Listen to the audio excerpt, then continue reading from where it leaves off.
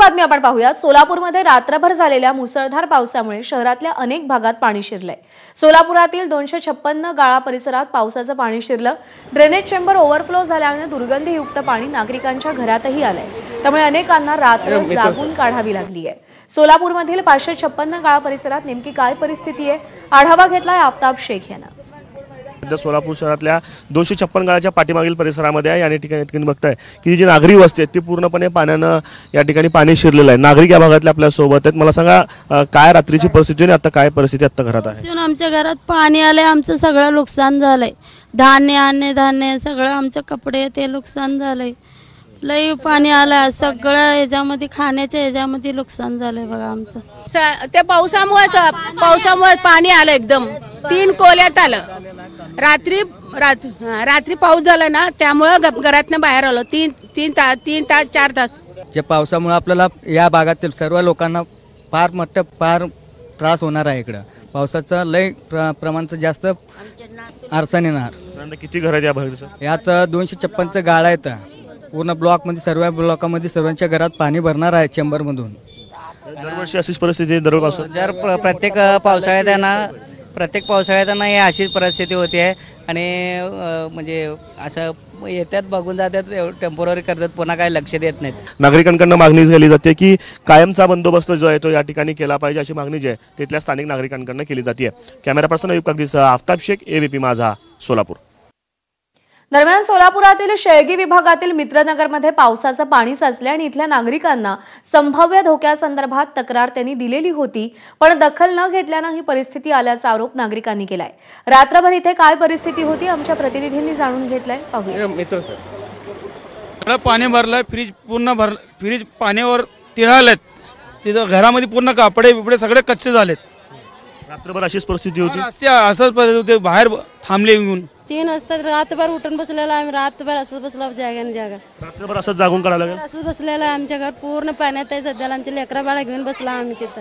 सगळ्या घरात पाणी झालंय, पण उभारायला येईल काय नाही, कमऱ्यापर्यंत पाणी आलंय तिथं सगळं। रात्री 11:30 वाजता झाले, 3 वाजता पुरा आला तिथं। घरातून रात्रीच बाहेर पडलेत सगळे। हो, बाहेर बसलेला सर्व पाण्यामध्ये सर्व सामान वगैरे सगळ्यात रंगा लागल्यात। घराचं किती नुकसान झालंय?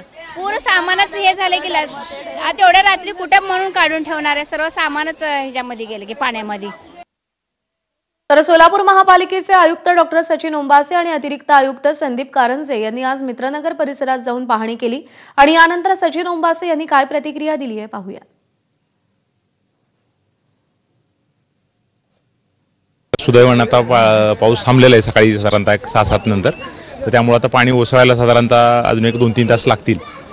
बऱ्याचशा घरांमध्ये पाणी गेलेलं आहे, आमची यंत्रणा फील्डवर आहे, परंतु नागरिकांना आव्हान राहील की बऱ्याचशा ठिकाणी पुलावरून पाणी जात आहे, विशेषतः सकाळी शाळेचे विद्यार्थी वगैरे जात आहेत, तर पाणी ओसरेपर्यंत बाहेर पडू नये।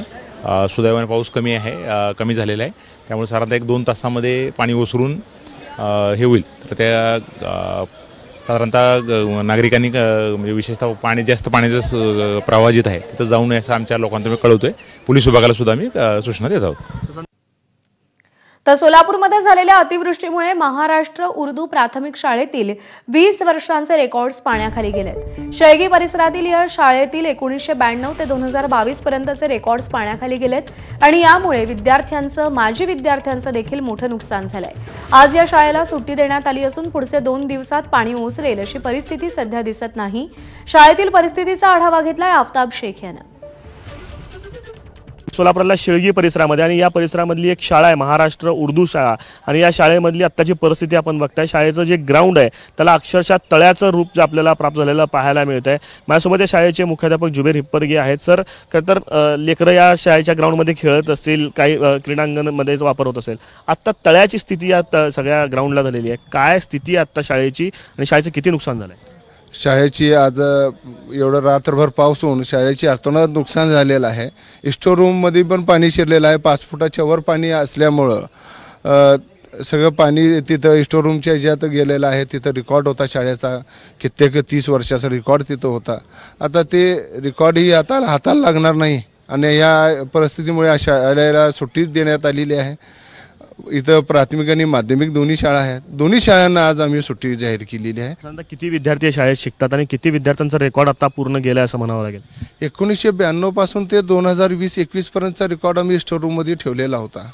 आता तो आता पाणी ओरसल्यानंतरच बघायला लागेल किती रेकॉर्ड हाताला लागतं आणि किती राहिला आत.